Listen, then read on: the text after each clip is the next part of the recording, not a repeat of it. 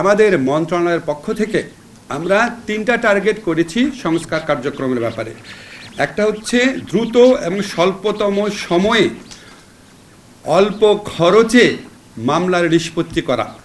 এই লক্ষ্যে আমরা গুরুত্বপূর্ণ একটা পরিবর্তন অলরেডি করেছি। সেটা হচ্ছে আমরা বাংলাদেশে এটা আগে হয় নাই কখনো এত বড় পরিবর্তন, সেটা হচ্ছে আমরা সিভিল প্রসিডিওর কোডের পরিবর্তন করেছি।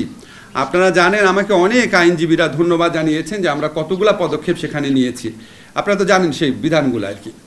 সেকেন্ড হচ্ছে আমরা ফৌজদারি কার্যবিধির অ্যামেন্ডমেন্টের কাজ দ্রুত এগিয়ে নিচ্ছি।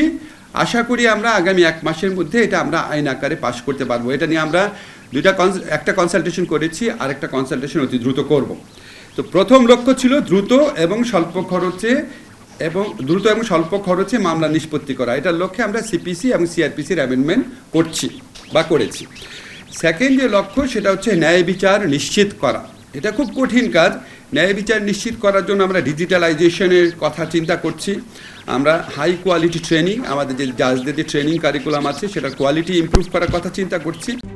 RICL TMX, যুগের পর যুগ স্থাপনা থাকে মজবুত। জাজদের অ্যাকাউন্টেবিলিটি বাড়ানোর কথা চিন্তা করছি। আপনারা জানেন, আমরা যারা জাজ আছেন, যারা আইন বিভাগে যারা কর্মচারী আছেন, কর্মকর্তা আছেন, সবার আমরা সম্পদ বিবরণী সংগ্রহ করেছি। সেটা নিয়ে আমরা ভবিষ্যতে আরও কাজ করব। এছাড়া আমরা আইনজীবীদের সাথে সহযোগিতায়, ওনারা অনেক সহযোগিতা করছেন আমাদের, ওনাদের সাথে সহযোগিতা করে আমরা দ্রুত ন্যায় বিচার নিশ্চিত করার যে আমাদের সেকেন্ড লক্ষ্য সেটা পূরণ করার চেষ্টা করছি। আমাদের যে থার্ড লক্ষ্য সেটা হচ্ছে মামলার অভিশাপ থেকে মানুষকে মুক্তি দেওয়া। এই থার্ড লক্ষ্য পূরণ করার জন্যই আমরা আইনগত সহায়তা প্রদান যে সংস্থার অধীনে যেই সংশ্লিষ্ট আইনগুলো আছে সেই আইনগুলোর পরিবর্তন করতে যাচ্ছি। আজকে সেই আইনগত পরিবর্তনের মাধ্যমে সরকারিভাবে আইনগত সহায়তা, আইনগত সেবা দেওয়ার প্রক্রিয়া আমরা আরও অনেক দক্ষ, কার্যকরী, দ্রুত করার লক্ষ্যে কিছু পদক্ষেপের কথা চিন্তা করছি। সেগুলি প্রেজেন্ট করা হয়েছে।